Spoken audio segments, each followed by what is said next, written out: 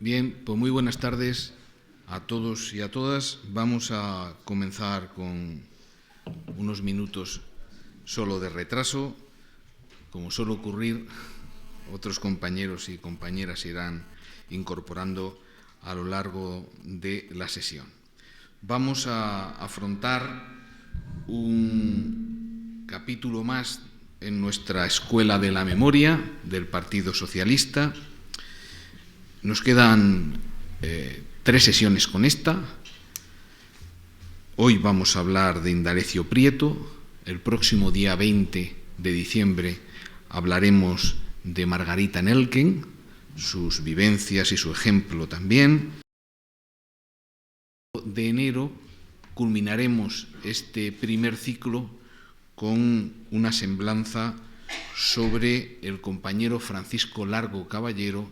a cargo del gran historiador Julio Aróstegui, que por esos días ya habrá publicado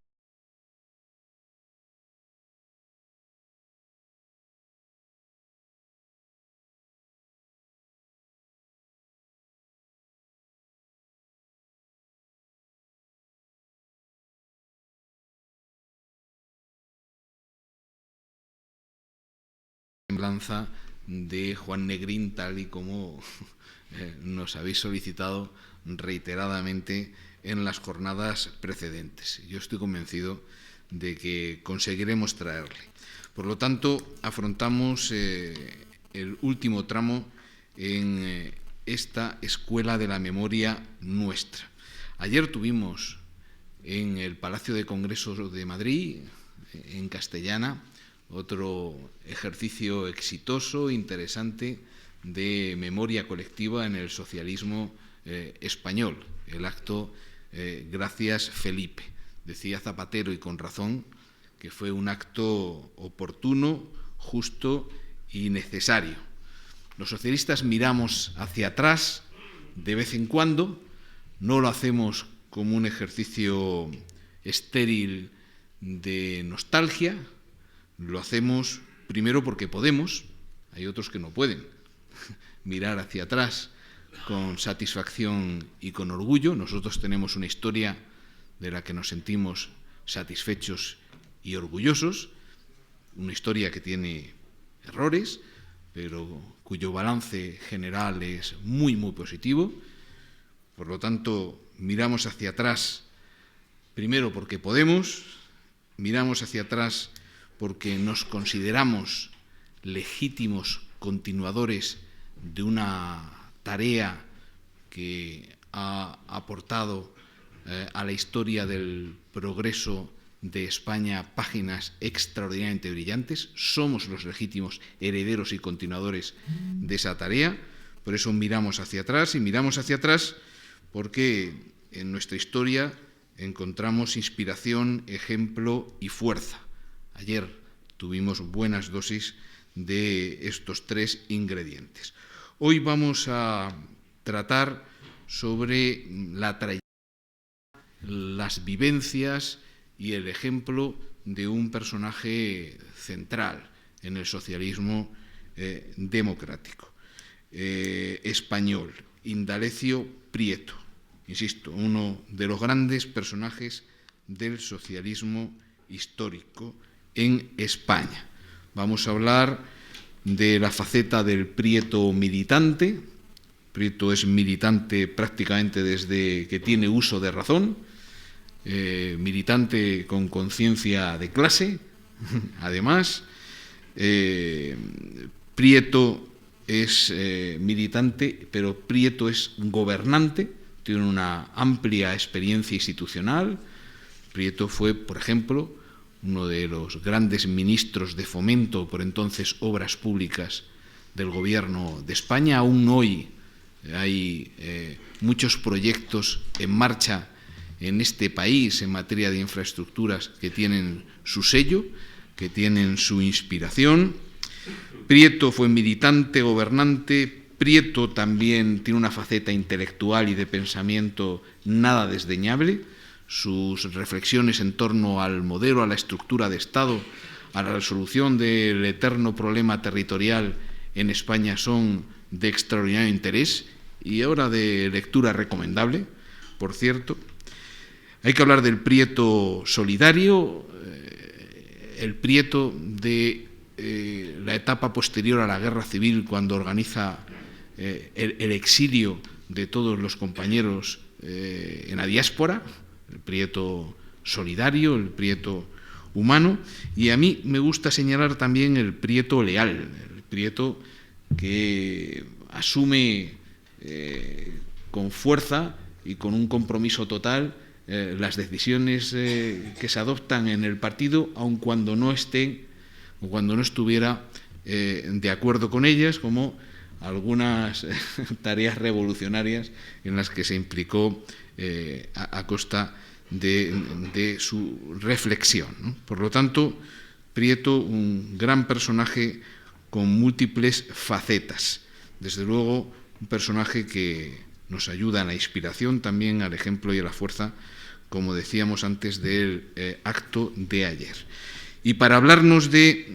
Indalecio Prieto, pues tenemos la suerte de contar con la persona, el compañero que probablemente más sabe de Indalecio Prieto de España. Estoy convencido de que así es. Bueno, aquí tengo una buena prueba, estas 800 páginas que recogen la biografía publicada por Octavio Cabezas y que yo tuve la suerte en su momento de ayudar a presentar públicamente por la amabilidad de Octavio. Estamos hablando del año 2005, si no me equivoco. La biografía de Prieto escrita por Octavio Cabezas. Octavio es un hombre polifacético, como Indalecio, un hombre de la administración, licenciado en Derecho, pero que ha ejercido prácticamente de todo. Ha sido escritor, historiador, guionista, periodista, y ahora de jubilado, afortunadamente para todos nosotros, pues un gran aficionado a la historia. Todavía está escribiendo sobre Prieto y nos anuncia un libro próximo en torno al Prieto en la Guerra Civil. Estaremos deseosos de poder cogerlo y leerlo. Bueno, pues sin más preámbulo, para hablar de Indalecio Prieto vamos a darle la palabra a Octavio Cabezas.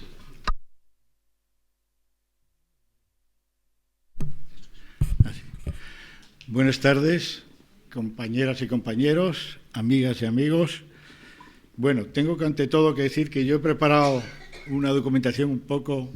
por el defecto de saber mucho sobre Prieto,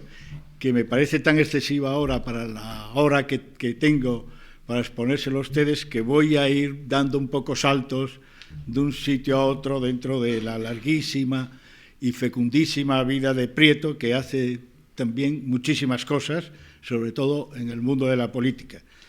Y para empezar, quiero decirles que Prieto, que aunque se cría en Bilbao, es obetense. Yo tengo la suerte de que nacimos a 200 metros uno de otro. Él nació en la calle de la Madalena el 30 de abril de 1883. La calle de Madalena es la zona clásica del Oviedo antiguo, el Oviedo de Clarín, el Oviedo de la Regenta, y ahí nació él. Su padre, que era un funcionario de Hacienda que estaba trabajando de depositario en el ayuntamiento, Andrés Prieto, se casa cuando enviuda con la madre, que era una chica, campesina de Villaviciosa, que había venido a servir a casa del padre de Prieto, y se llama Constancia Tuero, y se casan unos meses antes de que naciera Prieto, en 1882. Prieto, después de esto, nace seguidamente un segundo hermano, que se llama Luis, y en muy pocos años, cuando Prieto tenía 5 años, se muere el padre y, desgraciadamente, como tantas veces ocurría, se acabó lo que se daba. Entonces, la madre, que fue despreciada por la familia del padre, pues se tiene que dedicar a diversas actividades que no le salen bien, espera cobrar la pensión, que eran 50 pesetas al mes en aquel tiempo, la pensión del padre, y se marcha a Bilbao. Piensa que Bilbao es un sitio que está muy próspero, es el Bilbao de finales de siglo, un Bilbao industrial y muy potente, y se va a vivir a un barrio famoso, el barrio de las Cortes, que eran los barrios que allí se llamaban altos, pero eran los barrios bajos de Bilbao, los barrios marginales, los barrios siguiente problema.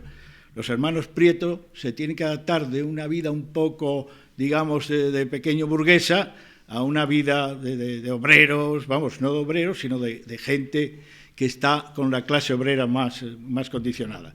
Ellos se encuentran rápidamente en su pueblo, en el barrio donde viven, cuentan dos cosas. La sociedad bíblica, una escuela de sociedad bíblica, porque al no estar empadronarse en Bilbao no pueden ir a la escuela pública. Y entonces van a esta escuela, donde Prieto conserva de ella un gran recuerdo, porque el pastor, que era también el maestro, Marqués, pues le enseñó muchísimas cosas y él estará siempre muy agradecido.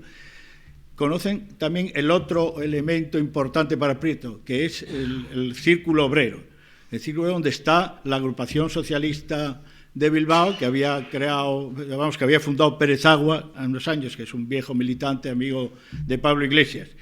Y en estos dos momentos aprende unas cosas y, por otra parte, entra en el rudimentos del socialismo y en el espíritu del socialismo, que es lo que él tendrá siempre, ¿no? Y esto le lleva, por otra parte, el círculo obrero, el centro obrero, tenía un orfeón y Prieto se mostró que era gran aficionado a cantar y fue comparsa en algunas zarzuelas y de mayor, por cierto, ya como una anécdota, cantaba zarzuelas, por ejemplo, a Negrín, en una oportunidad en que Negrín estaba enfadado y le cantaba zarzuelas y lo pasaban muy bien, y el Negrín lo pasó muy bien, en plena guerra civil. Así que era una vieja afición de Prieto. Bueno, termina a los 14 años, termina en la escuela y se pone a trabajar, pero no se pone a trabajar como era tradicional, de aprendiz en un trabajo normal, sino que, como dice el profesor Malefakis, como un pequeño circo de la clase media baja, como un representante, es decir, se pone a vender estampas, se hace un poco de buhonero.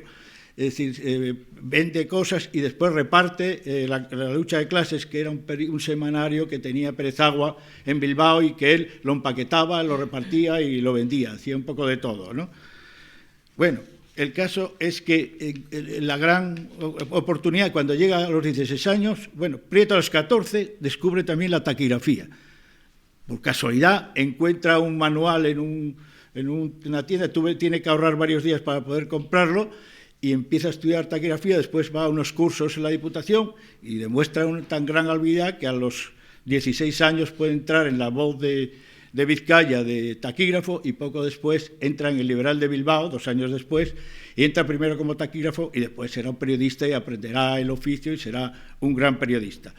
Es decir, que ya al llegar a los 21 años, que se casa en aquel momento con Lola Cerezo, Dolores Cerezo, hija de un concejal del Ayuntamiento, Cerezo, del Ayuntamiento de Bilbao,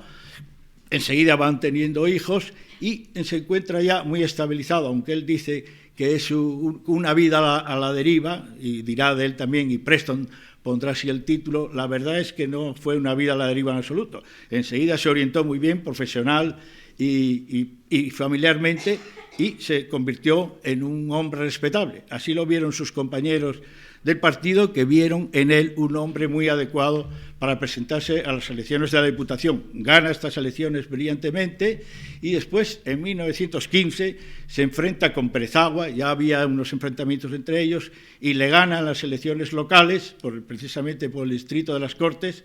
y ya a partir de ahí ya es Prieto una figura emergente en el mundo de la política socialista de Bilbao. Según muchos, tanto Santos Juliá como Malefakis hablan de él como que la victoria de Prieto, dice el profesor Fusi, tuvo un enorme valor simbólico, pues significaba el fin de una etapa del movimiento obrero en Vizcaya, la del obrerismo socialista, y el comienzo de otra, la de Prieto, en la que el movimiento obrero concentraría sus esfuerzos en las luchas políticas y electorales. Poco después, ya, de repente está en el ayuntamiento, de repente le entra un poco cierta obsesión y acepta la oferta que le hacen unos amigos bilbaínos y se embarca como gerente administrativo, pide una excedencia en el ayuntamiento y se embarca como gerente administrativo de una empresa que es la compañía ibérica de telecomunicaciones que pensaban explotar las patentes del inventor americano Lee de Forest. Incluso hace un viaje a Nueva York y demás, pero esto es en el año 17. Cuando está el hombre con sus trabajos muy liado, rápidamente le llama un día a Pablo Iglesias y le dice que tiene que dejarlo todo e ir a Vizcaya a preparar la huelga que se estaba preparando del año 17. Y entonces dice muy bien Prieto en sus recuerdos, dice, todos mis proyectos en aquel día que vi a Iglesias quedaron derrumbados en un instante. El hombre cuyas peroraciones me habían inculcado las ideas socialistas y por quien yo sentía una veneración que nunca he sentido por nadie, me daba un mandato de que yo ni pude ni quise excusarme. Es decir, va a Vizcaya, allí lleva adelante la huelga del 17 muy adecuadamente. Bueno, no quiero entrar en el tema de la huelga general del 17, que creó tantos problemas y que llevó al comité de huelga, que eran todos Besteiro, Anguiano, Caballero y Saborí, los lleva al penal de Cartagena, estuvieron a punto de fusilarlos en un momento, y Prieto, con estos avatares y con por otra parte, esa habilidad que fue demostrando, está perseguido por el capitán general de Vizcaya, el general Sousa, y tiene que escapar a pinta de caballo delante de una serie de gente y acaba en San Juan de Luz. Es su primer exilio de los 3 que va teniendo durante estos años. Mientras está en Francia exiliado, se convocan las elecciones a las Cortes Generales del 18 y allí, ayudado por Araquistain, que empieza a publicar artículos en El Liberal y en otros más, hace la campaña electoral desde fuera y saca el acta de diputado y viene al Congreso de los Diputados en ese momento, en 1918. En el Parlamento, Prieto realmente demuestra una capacidad enorme. Dice, por ejemplo, Rodolfo Llopis de sus capacidades como parlamentario. Dice, Prieto discute, ironiza, obstrucciona, saca partido de todo. Su palabra es a veces una catapulta y a veces un estilete. En todo momento, temida y temible, porque siempre que quiere ridiculiza, deshace, pulveriza al enemigo. Prieto no es un parlamentario más o menos extraordinario, es el parlamentario por excelencia. En fin, desde el primer momento se vio que era un hombre muy capaz, atacó a los grandes, como dice él, me divertía atacando a los grandes prestigios políticos de la época y rápidamente la figura ya que iba siendo oronda y maciza del diputado por Bilbao se va convirtiendo en un hombre popular festejado por todo el mundo y que políticamente republicanos y socialistas cuentan con él. Poco después hay un congreso del PSOE y hay un primer enfrentamiento entre Prieto y Largo Caballero, enfrentamiento que durará prácticamente toda la vida de ambos, hasta después de la Guerra Civil, donde llegan a un entendimiento entrañable porque ya son 2 viejos ancianos.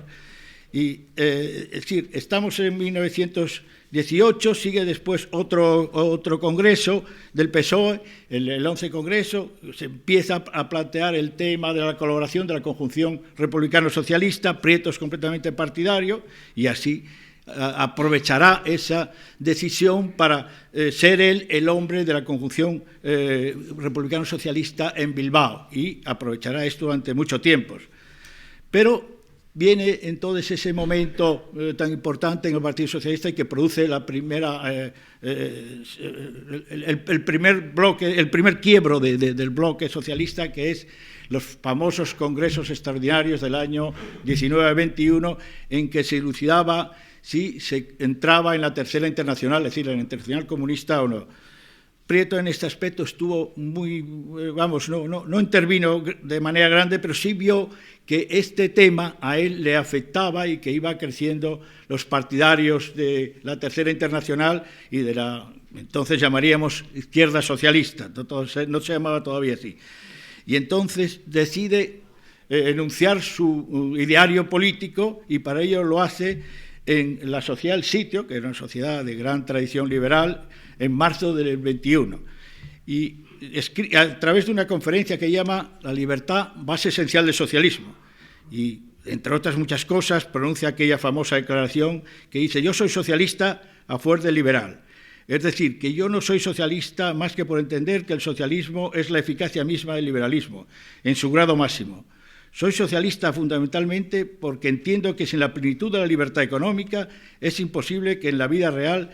se dé la plenitud de la libertad política. Es decir, claramente ya exponía su visión del socialismo, que aparte de estos aspectos, él tenía un socialismo entrañable, nacido de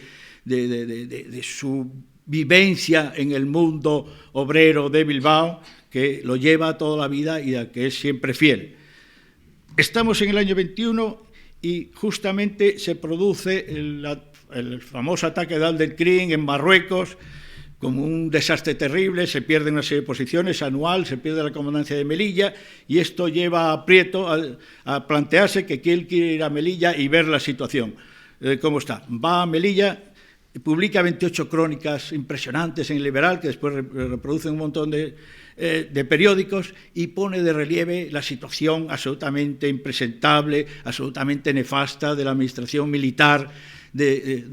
particularmente la administración económica, bueno, y cómo el hecho y cómo se había producido el ataque a la zona de Alucemas por el general Fernández Silvestre, que murió en la acción, y que realmente llevó un ejército completamente sin preparación, sin equipamiento, sin nada, y esto hizo que él se pregunte, en una intervención primera que tiene cuando se plantea una investigación que se llama el informe Picasso, porque lo hace un general laureado que se llamaba Picasso.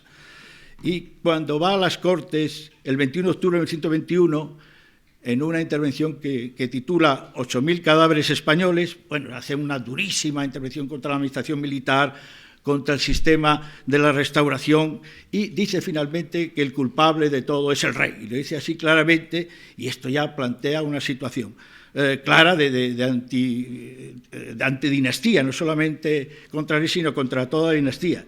Sale de allí convertido en el más contundente y claro representante de la lucha antidinástica. Vuelve a repetir, cuando ya se termina el informe en el año 22, vuelve a repetir una intervención semejante, que para algunos autores fue un ejemplo de cómo luchó contra el establishment, cómo luchó contra el sistema de la restauración y cómo pudo, mejor que ninguno, convertirse en el postestandarte de la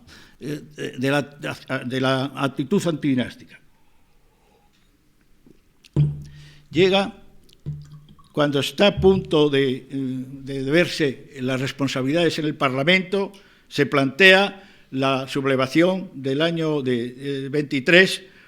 por parte del general Primo de Rivera. Esta sublevación, que en un artículo, una serie, pero el primero que publica Prieto en un periódico de Buenos Aires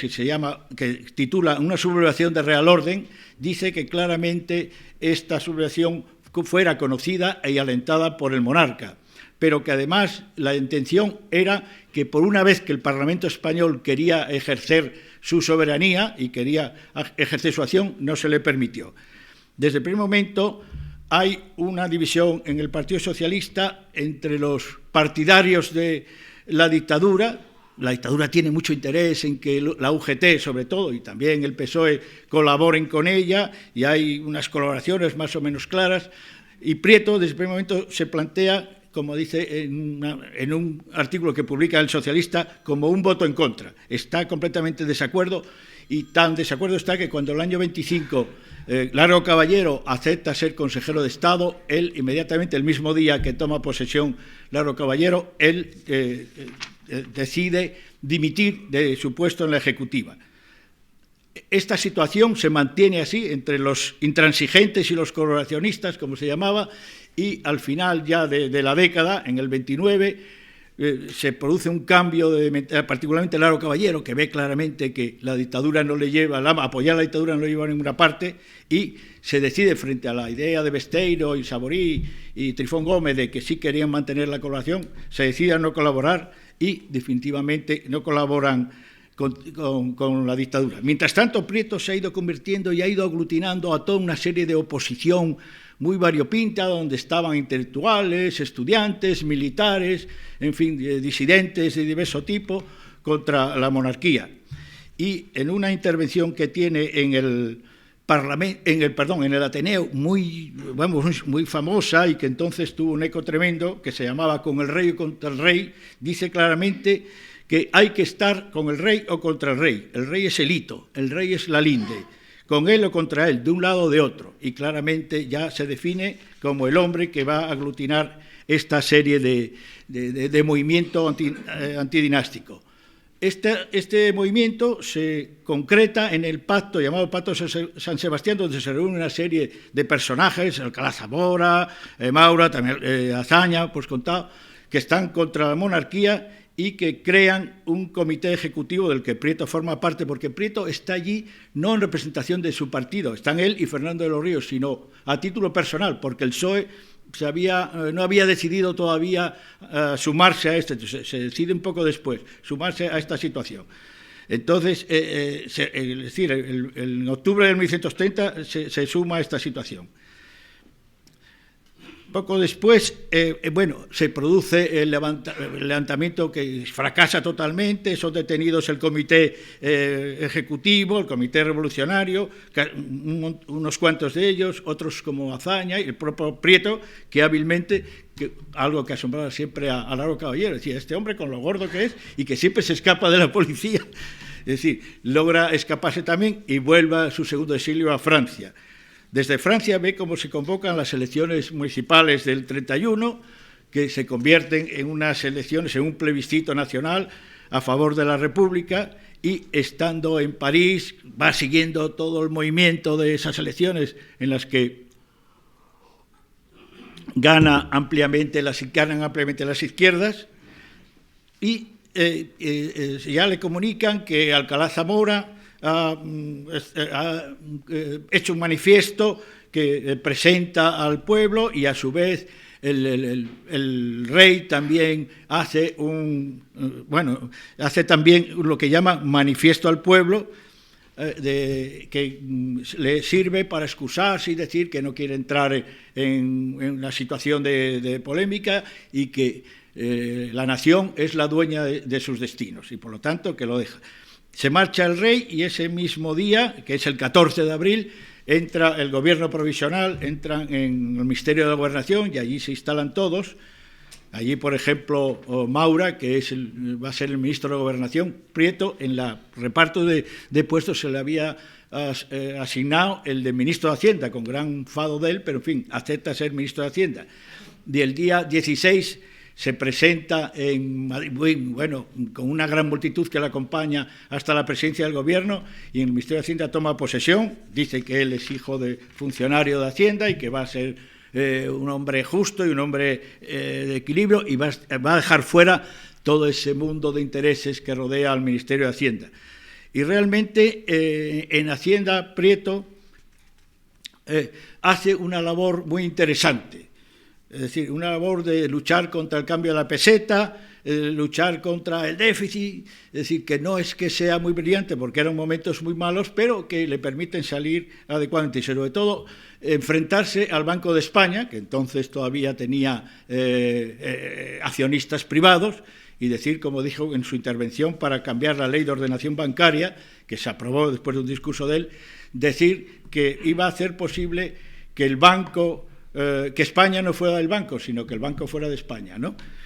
Empieza a funcionar el gobierno provisional con una serie de decretos, los famosos decretos de Azaña sobre la reforma militar y los decretos sociales de Fernando de los Ríos, que es el decreto de arrendamientos rurales y sobre todo los de Largo Caballero, los decretos de términos municipales, el decreto de jurados mixtos, es decir, el decreto de laboreo forzoso, es decir, todos aquellos decretos que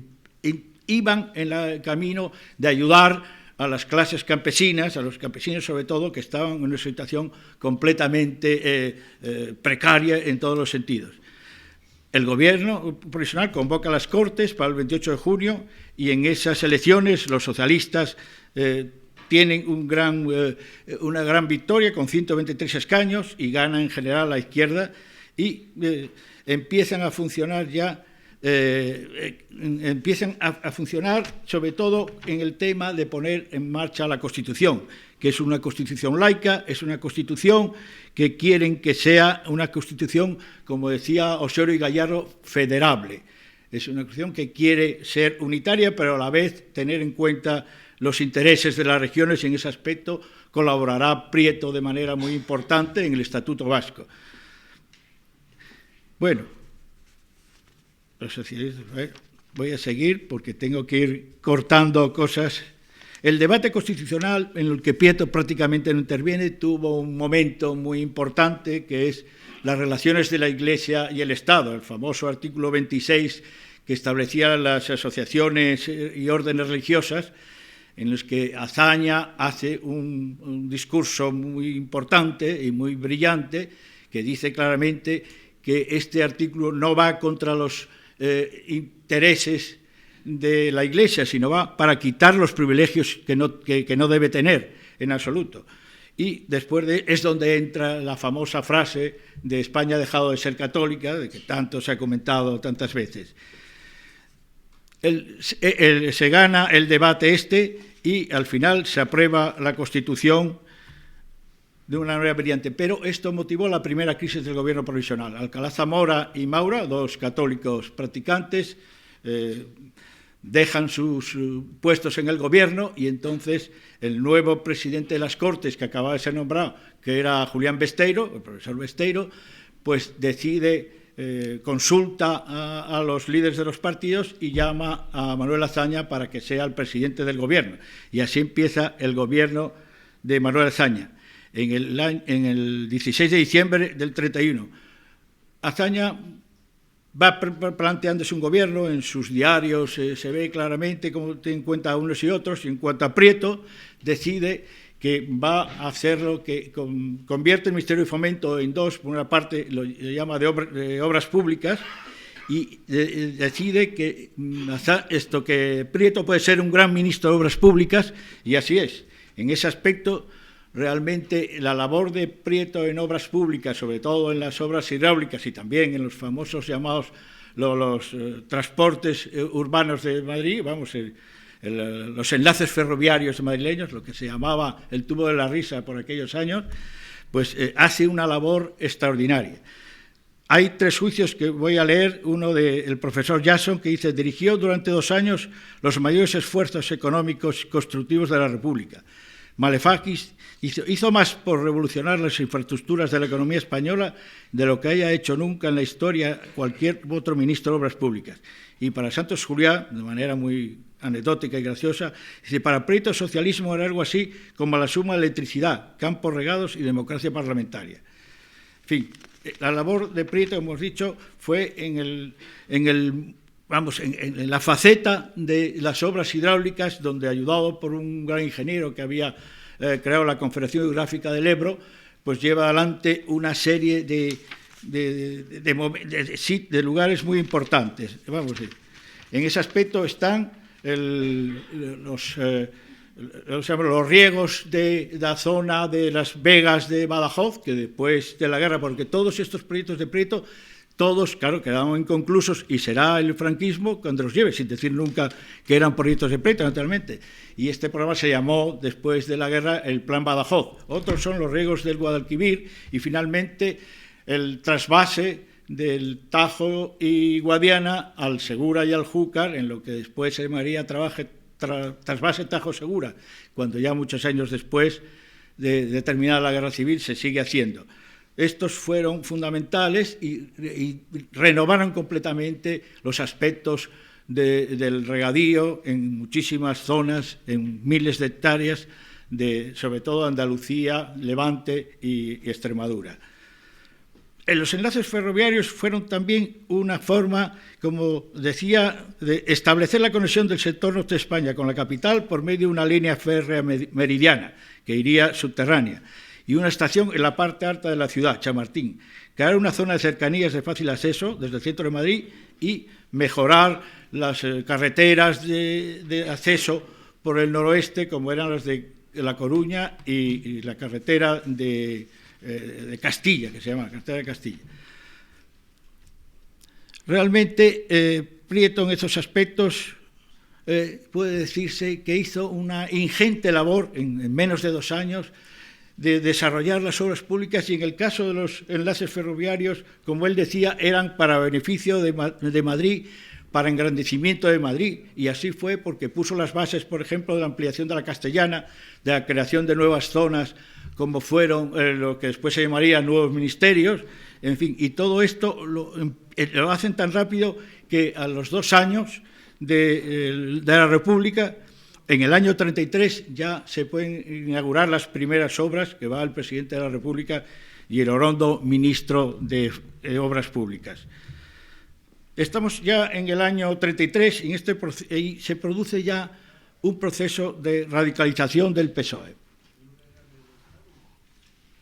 Proceso que se anuncia en un famoso discurso del líder obrero, de Largo Caballero, en el Teatro Pardiñas, en el Cine Pardiñas, en que dice que la política reformista con la República se va a acabar, que se va a iniciar un proceso de conquista del poder político. Prieto, que estuvo bastante indeciso, aparece ya más claramente decidido a llevar adelante este tema en un discurso que tiene las Juventudes Socialistas en los cursos de verano que se celebraban en, no me acuerdo ahora, bueno, en el pueblecito este de al lado de Madrid, Jaime Vera, exactamente. Bueno, pues ahí ya pone muy de relieve que él cree que hay que resalvar la República, que hay que ayudar a la República, pero que la iniciación, digamos, revolucionaria es necesario. Hay un difícil proceso que le lleva a Prieto a plantearse su posición de cara a esa actitud revolucionaria. Por otra parte, él es el que encargado de decir a todos los partidos republicanos que se ha acabado la colaboración del Partido Socialista a finales del 33 en una intervención en las Cortes. Por otra parte, se está produciendo una actitud completamente agresiva de acabar con la República por parte de la derecha,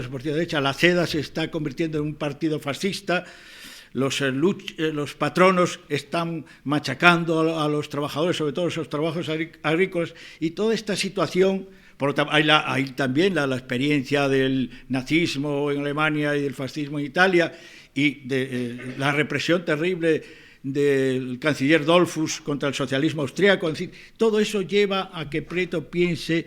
que se le están despejando muchas dudas en el otoño de 1933, cuando se plantea ya la posibilidad de aceptar el movimiento revolucionario que están anunciando.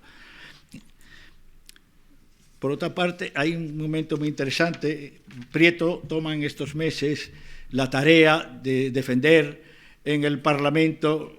el trabajo de sus compañeros y del mismo, y tiene un enfrentamiento muy duro contra José Calvo Sotelo, al que aplana completamente en 2 intervenciones, que uno se llama La triste herencia de la dictadura y la otra Cómo arruinaron a España, donde le dice que siendo un hombre que ha tenido una actitud tan negativa y tan inadecuada como Calvo Sotelo en cuanto a los aspectos de su labor económica, cómo se atreve a venir a echar en cara a los demás, y que porque le pedía a la oposición cifras, y entonces Prieto, que llevaba siempre un carterón con todos sus documentos, saca las cifras y demuestra que tanto en el déficit público como en la deuda pública, la República funcionó mucho mejor que la dictadura, que concretamente que el tiempo que fue el responsable Calvo Sotelo. En el verano del 34 nos encontramos que ya se pone en marcha unos preparativos para la revolución. Ya se crea un comité revolucionario del que forman parte Largo Caballero como presidente, y el PSOE con Juan Simeón Viarte, con Enrique Francisco, la UGT, con Pascual Tomás y José Díaz Alor, y las Juventudes Socialistas con Santiago Carrillo y Carlos Hernández Zancajo. Estos comités revolucionarios los hay también en las provincias, que traen a Vidarte, que es el vicesecretario de la Ejecutiva, toda una serie de informes sobre los medios que tienen, materiales, armas y los medios personales. Y después las relaciones con los militares de importancia las lleva directamente Prieto con Largo Caballero. Hay en este momento, eso le hace decir a Santiago Carrillo, que ve con simpatía, a pesar de su enfrentamiento de toda la vida, el don Inda de estos años, y sin ser formalmente miembro del comité, Indalecio Prieto desempeñó funciones muy importantes en la organización del movimiento en relación directa y personal con Largo Caballero. Prieto fue, sin dudarlo, un momento decidido partidario del movimiento. Indalecio Prieto era un luchador, muchas veces temerario. En fin, después hay otras opiniones, pero la realidad es que tanto Carrillo como Vidarte, que estuvieron en aquel momento con él, lo reconocen como hombre que se entregó. Hay quien dice que siguió el movimiento por lealtad al partido, porque ya no quería que que había que parar las incitaciones y las violencias y las actitudes antirrepublicanas de la derecha. En fin, por las diversas razones, el caso es que Prieto trabajó duramente en la preparación del movimiento de octubre. Y concretamente hay un famoso que se llamaba además así, el Afer Turquesa. Es decir, él supo que había en la maestranza de Cádiz unas armas, que eran 325 cajas, de fusiles, de 500 fusiles, 24 ametralladoras y mucha munición, y consigue, por los amigos suyos del Sindicato Minero Asturiano, Amador Fernández y Belarmino Tomás, que le den el dinero para comprarlo. Compran también un barco, se lo compran a Ramón de Carranza, el famoso cacique de Cádiz, y con ese cargan las armas, las llevan a Estaca de Bares, y de Estaca de Bares a Muros de Lalón, a la playa del Aguilar en Asturias, y allí viene medio PSOE asturiano, con Ramón González Peña a la cabeza. Prieto viene de Bilbao y van a proceder al desembarco, pero tanto los carabineros como la Guardia Civil de Muros y de San Esteban de Previa se enteran, acuden y entonces tienen que salir huyendo. Prieto tiene una huida que él cuenta con mucha gracia, unos kilómetros andando, el que le costaba ya un poco andar, otros kilómetros, y llega hasta en un famoso tranvía que había de Avilés hasta cerca de Oviedo, donde allí le preparan un coche los periodistas del Avance, Javier Bueno, y ya llega a Bilbao, y en el momento en que sale en la prensa el suceso, pues él está paseando por Bilbao sin que nadie sepa que era uno de los protagonistas del tema. En cuanto a la lucha del 34, realmente, como dice muy bien Santos Juliá, fue una revolución cruzada por huelga general, que por otra parte la UGT lo anuncia oficialmente, y naturalmente eso permite al gobierno a declarar la ley marcial, a meter en la cárcel al comité revolucionario, en fin, hacer un montón de cosas. Y donde realmente en Cataluña se produce esa famosa Encas y Company de la declaración del Estat català en la República Federal Española. Y bueno, realmente casi en el País Vasco hay también huelgas, en Madrid hay huelgas y algún movimiento de las juventudes socialistas unificadas, entonces ya son esas, pero que no llevan a nada. Donde realmente es una revolución, una insurrección armada, es en Asturias, por otra parte, porque el sindicato minero asturiano tenía dinero, tenía líderes y tenía gente que podía llevarlo adelante, y así una serie de estos líderes, capitaneados por Ramón González Peña, conquistan primero la fábrica de armas de Trubia, de cañones, después la de Oviedo, que les dan 20.000 fusiles, en fin, y logran hacer frente al ataque que viene inmediatamente, que precisamente como jefe de operaciones del ministerio, donde era el ministro Gil Robles, Franco es el que organiza, y organiza 4 columnas, una del general López Ochoa, que sale de Lugo, otra, la del teniente coronel Yagüe, que llega a Gijón con los cruceros Libertad y Miguel de Cervantes con regulares y tropas de la Legión, otra el coronel Solchaga desde Santander, y una última que entra por el puerto de Pajares de los generales Vox y Balmes. En total unos 20.000 hombres que se enfrentan a los mineros asturianos armados. Empieza la lucha, el día 12 ya con sus regulares y moros llega Yagüe a las puertas de Oviedo, hay una lucha feroz. González Peña se retira con su primer comité, porque las fuerzas están organizadas en comités. Hay un segundo comité que lo dirige Teodomiro Menéndez, un gran prietista que había sido su secretario con Prieto en Obras Públicas y un gran líder del socialismo asturiano. y hay una tercera que es en Sama, en la Cuenca, donde Belarmino Tomás la dirige, y son los que al final se rinden al general López Ochoa, que logran, sin embargo, que les conceda. López Ochoa era un hombre más comedido, si hubiera sido con Yagüe les hubiera fusilado a todos, y logran salir expatriados pues todos los líderes más importantes, Belarmino Tomás, Amador Fernández, Graciano Antuña, Dutor, salvo González Peña, que decide quedarse. Después lo detienen al final porque amenazaron con que si no se presentaba iban a violar a todas las mujeres de la cuenca minera, en fin, unas cosas de esas impresentables que hacían. Sí, la Revolución de Octubre ha tenido muchas opiniones en un sentido. Concretamente, yo me apunto, por un lado, se considera que no tenía muchas posibilidades de mantenerse, y hay algunas personas como Preston, por ejemplo, que señala que lo importante fue que para la izquierda nunca se consideró una derrota, sino que era una manera de hacer frente a Gil Robles y decirle que el fascismo a España no iba a venir de balde, que iban a enfrentarse. Y Santiago Carrillo lo dice también lo mismo, cuando muchos años después publica sus memorias. Dice: estoy convencido de que sin aquella lucha España hubiese desembocado en un régimen fascista. Es decir, que en la izquierda se mantuvo siempre como un aspecto positivo, que era haberse levantado contra las fuerzas reaccionarias. Después, cuando ya se plantea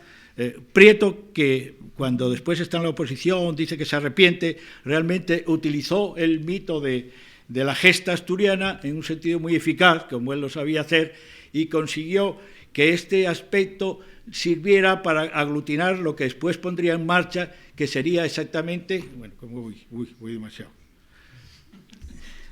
Bueno, yo no sé si voy a... porque estoy todavía empezando por el 34... Es decir, hubo un enfrentamiento muy fuerte en estos años y había dos visiones: la visión de Largo Caballero y de los suyos, que decían que se habían opuesto, el pueblo sabía y los revolucionarios se habían opuesto a la derecha, y que lo que tenían que hacer es seguir por ese camino y bolchevizar el partido, que fue lo que después publicarían Santiago Carrillo y otros miembros de las Juventudes en una famosa obra que se llamaba Octubre Rojo. Por el contrario, Prieto y los suyos decían que contra un gobierno organizado era muy difícil salir adelante, que la forma de recuperar la República era volver a una conjunción republicano-socialista, es decir, volver a una unión electoral, y así fue la que volvió a través del llamado el pacto del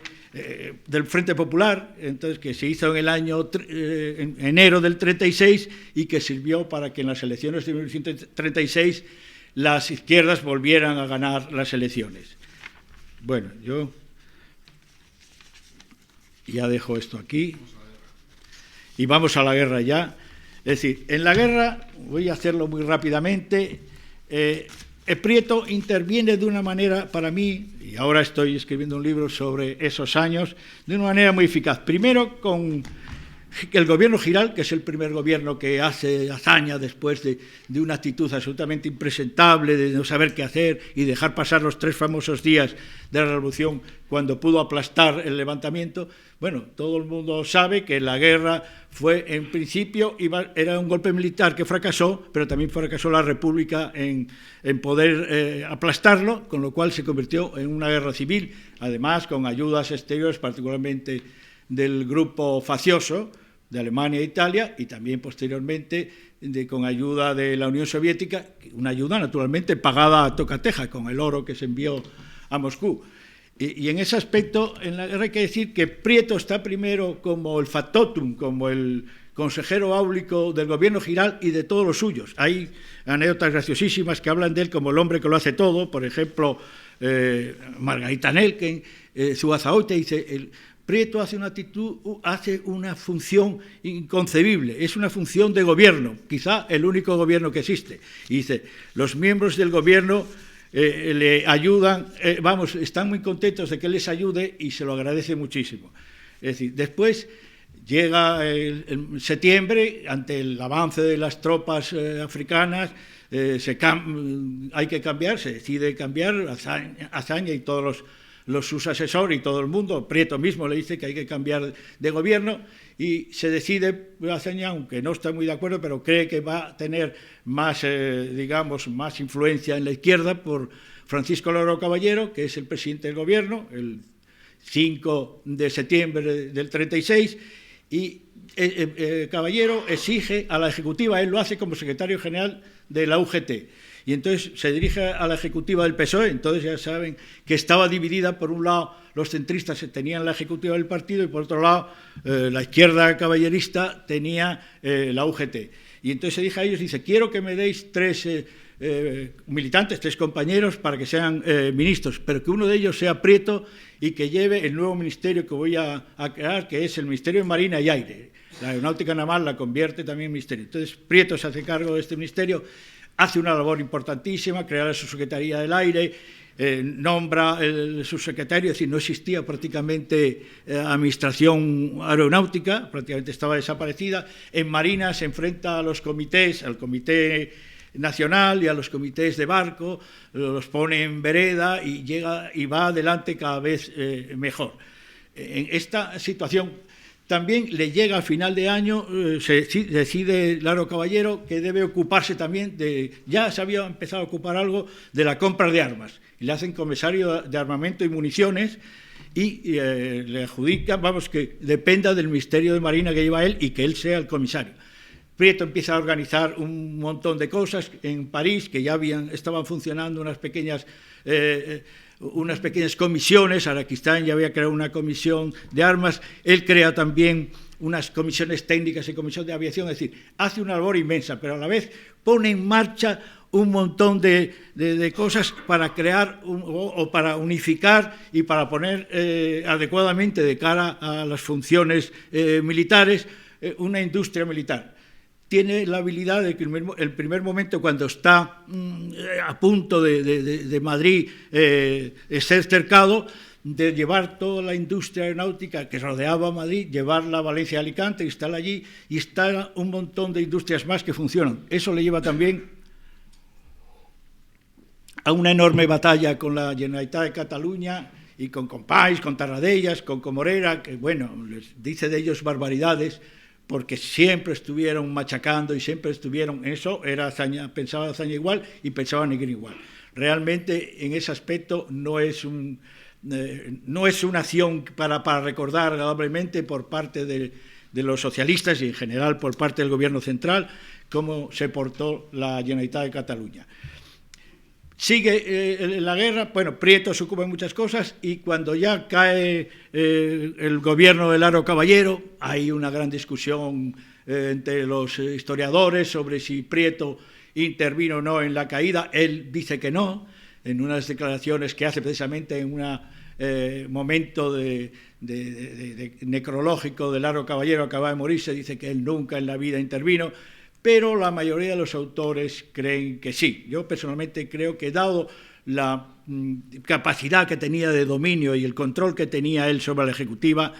el hecho de que tuviera, digamos, conversaciones con los comunistas y demás, parece bastante seguro que sí los controló. Vamos, que Prieto sí controló y que de alguna manera intervino. Es decir, pero en fin, dejemos eso. Llega el nuevo gobierno, que es Negrín. Azaña explica las razones por las que lo nombra, es decir, por su tranquila energía, por su capacidad, porque tenía relaciones internacionales. Azaña ya estaba obsesionado con llegar a acuerdos con las... porque ya veía también que las posibilidades de ganar la guerra eran muy complicadas, con acuerdos sobre todo con Inglaterra y Francia, ¿no? Prieto se hace cargo del ministerio, que dice Azaña que es el más indicado, del Ministerio de Defensa, donde se unen todos los ministerios, y hace una labor extraordinaria de estructurar el nuevo ejército, de darle consistencia, no crea, que ya existía, pero vamos, lo adecúa el nuevo Estado Mayor Central, nombra al coronel Rojo, entonces era el coronel el jefe de ese Estado, y crea un montón de disposiciones de formación, tanto en el ejército como en la aviación, Es decir, hace una labor tremenda, pero sobre todo también se enfrenta, cuando ya ve en un momento dado la influencia de los comunistas en el ejército, se enfrenta a ellos primero aplicando su política militar, que era fundamentalmente crear un ejército profesional y despolitizado. Tiene una serie de normas, una muy famosa, en que prohíbe a los militares intervenir en actos públicos y expresar opiniones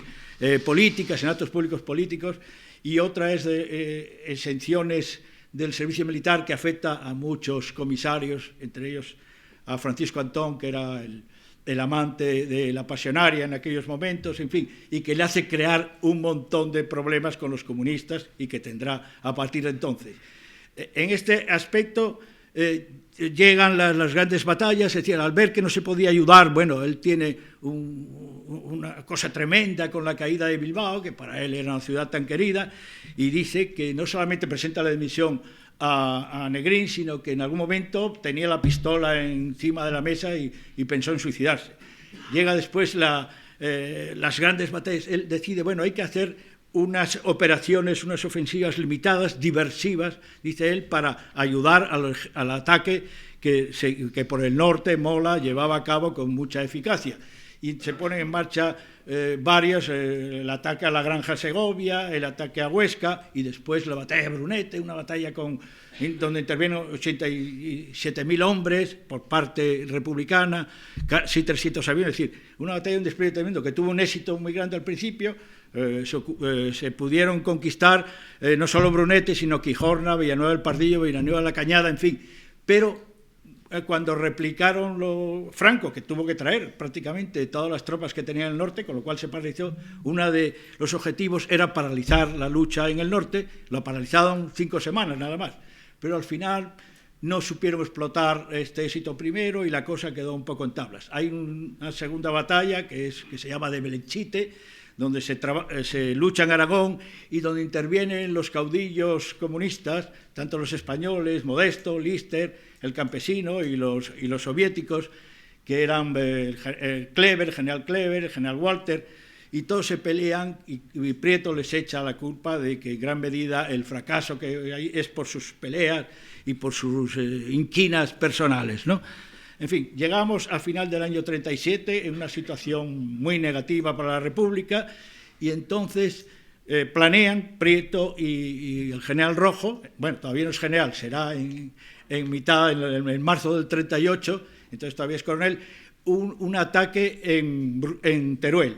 porque habían tenido noticias de que Franco pensaba hacer una ofensiva, como otras muchas que había hecho. Bueno, antes habían ocurrido las batallas de Guadalajara, la batalla del Jarama, que son los intentos de Franco de conquistar Madrid, primero directamente y después rodeándolo, ¿no? Y entonces en Teruel también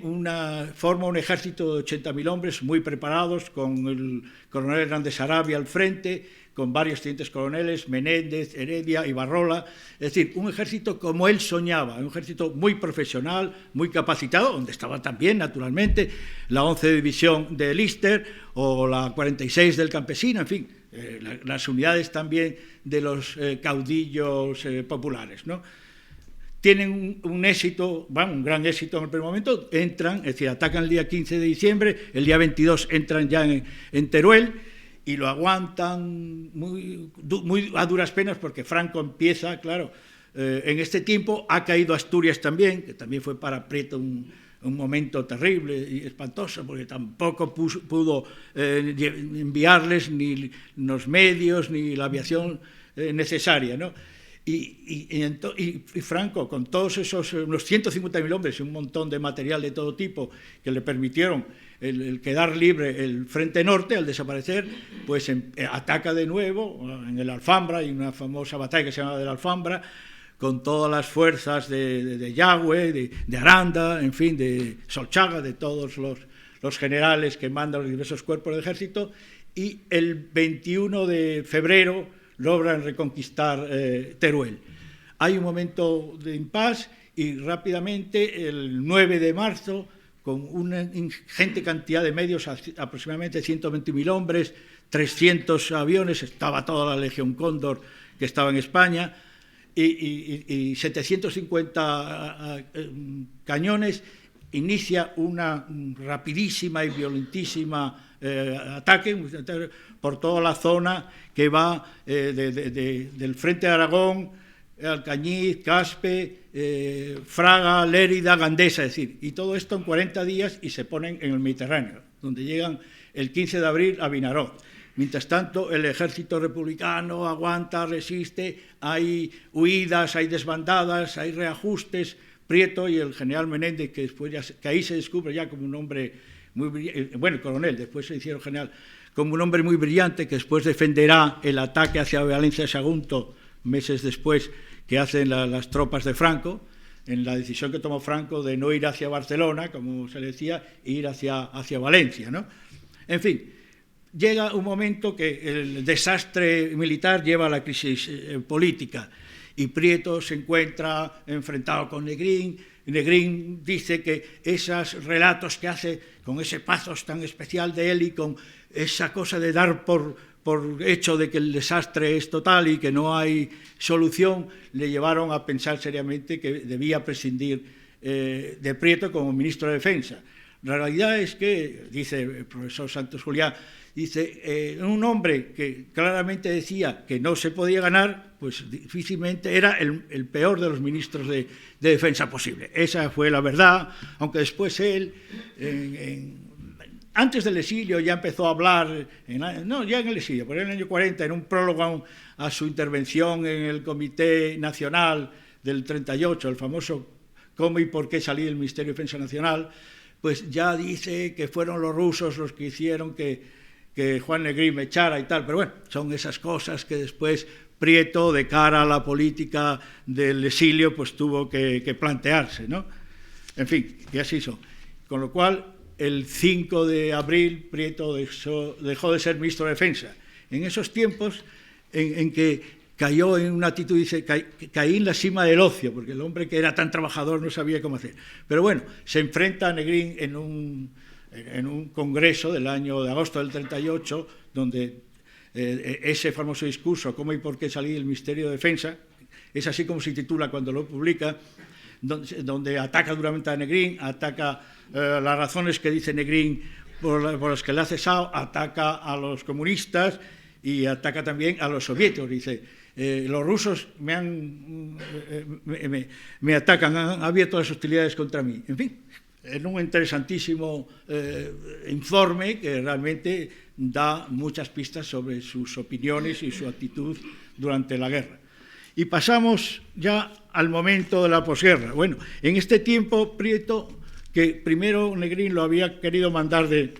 embajador a México, pero Azaña dijo que no, que lo quería tener con él, y después lo nombra embajador extraordinario en la toma de posesión del presidente de Chile, y así se va con toda su familia en los últimos días de diciembre, y pasa dando discursos que tienen un éxito enorme, en Colombia primero, después en Chile, después en Buenos Aires y después en Montevideo, en fin, y llega ya a mediados de febrero, llega a Nueva York y ya, bueno, las noticias que le dan de España es que está a punto de terminar la guerra, como así fue, y se va a México con la autorización de la Comisión Ejecutiva, se va a México, allí se pone en contacto con el general Cárdenas, que le tenía gran afecto y que se lo tuvo siempre y que le dio mucho, y en ese momento es cuando aparece un telegrama de Enrique Puente, un hombre muy suyo, que había mandado una famosa milicia, la motorizada, que le ayudaba a él y que ahora era comandante de Carabineros, y que va al bordo del famoso Vita, el que lleva la seguridad del famoso Vita. Entonces le dice, vamos a llegar el día 23 de abril a Veracruz. Entonces, y Prieto rápidamente habla con el presidente Cárdenas, organiza, porque los aduaneros de Veracruz eran gente muy de derechas y él temía que se quedaran, porque ya toda la prensa había hablado del tesoro del Vita, el tesoro del Vita. En fin, y consigue que lo metan en un ferrocarril especial y lo lleven a México y allí lo guarden perfectamente controlado. Prieto se da cuenta entonces que realmente le llama a Negrín, escribe a Negrín y le dice que le nombre delegado del SERE. El SERE era un servicio que había creado Negrín para ayudar a los migrantes ya exiliados en Francia, y puso en marcha varios barcos que fueron con gente, con republicanos exiliados, que fueron a México, a Cuba, a Sudamérica, en fin. Y entonces Negrín dice que no, que tiene pensado otra persona, y Prieto piensa que realmente ya es su gran oportunidad en este momento, es quedarse él con el tesoro del Vita, vamos, no quedarse, es decir, que, funcionar con eso, escribe a la Diputación Permanente para decirle que él ha hecho esto, que ha guardado, que lo tiene todo bien guardado, ese dinero, y que ¿qué hacen? En el mismo mes de julio, tanto por Negrín, que había venido a hablar con Prieto no lo quiere recibir, hay una situación muy violenta, eso da lugar a una serie de cartas muy interesantes para los historiadores, que se llamará después epistolario Prieto-Negrín, y cada uno da sus razones, uno por qué lo cesó, otro porque tal, en fin, que tienen su gran interés. Y entonces los dos van en el barco Normandía, en el transatlántico Normandía, mientras Negrín iba en gran clase, Prieto iba en clase turística. En fin, eso también es un indicio que yo le digo a mi amigo Ángel Viñas cuando habla de esas cosas. Pero la realidad es que llegan a París, hay unas sesiones de la Diputación Permanente de las Cortes, y en ellas Prieto, machaca clarísimamente en dos cosas. Por un lado, en convencer a la Diputación que prácticamente, al no haber jefe del Estado, ya, había dimitido Azaña, y Martínez Barrio no quiso aceptar el puesto como presidente de las Cortes le correspondía, pero no quiso aceptarlo. Y entonces Prieto, brillantemente como siempre, argumenta que ese gobierno ya no tiene razón de existir, y la Diputación Permanente acuerda que sí, que el gobierno es inexistente, porque por otra parte no se puede cambiar, y lo más importante, que los bienes del Vita se cree una comisión que los administre, y como esa comisión, la mayoría vivían en Francia, no podían trasladarse, que se haga una delegación de esa comisión, que crean un organismo que se llama JARE,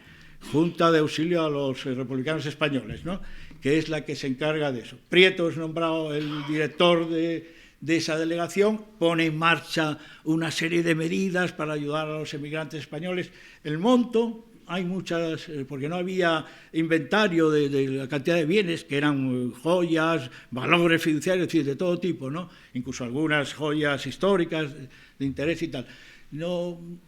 Prieto, cuando le preguntan en el año 42 cuánto podía ser la Diputación Permanente, precisamente, dice, pues varios miles de millones de francos. Después, expertos hablan de 20 a 30 millones de dólares, que es lo que sería. Pero bueno, aquello le sirvió a Prieto para organizar unas ayudas importantísimas, tanto a los españoles que estaban en Francia, a los que estaban en los campos de concentración, con los españoles que estaban en América, en México y los demás, en fin, organiza un montón de cosas. Eso, naturalmente, él lo decía. Yo habíamos contado que se iban a meter conmigo y que me iban a poner a parir, era inevitable. En una cosa que es repartir dinero cuando había poco, pues inevitablemente se tenía que producir esas cosas, ¿no? En fin, y después de ocuparse de la JARE, se ocupa también del PSOE, y se crea un círculo Pablo Iglesias, que es en realidad una agrupación y una pequeña delegación de la ejecutiva, que están allí, entre ellos Martínez Alor, Alvar y el propio Prieto, que funcionan allí. Después, Prieto empieza a hablar ya de su famosa solución para el problema de España, que es transición y plebiscito, ¿no? Pero eso hace y participa, y es el hombre más eficaz en la creación de la Junta Española de Liberación, donde estaba Izquierda Socialista, Izquierda Republicana, Unión Republicana, y estaban también los catalanes, y empiezan a funcionar, hacen un memorando interesante y se presentan en el año 44 en San Francisco, donde está la conferencia de creación de las Naciones Unidas. Allí luchan duramente, se mueven, Prieto se mueve sin parar, y consiguen que haya una famosa acuerdo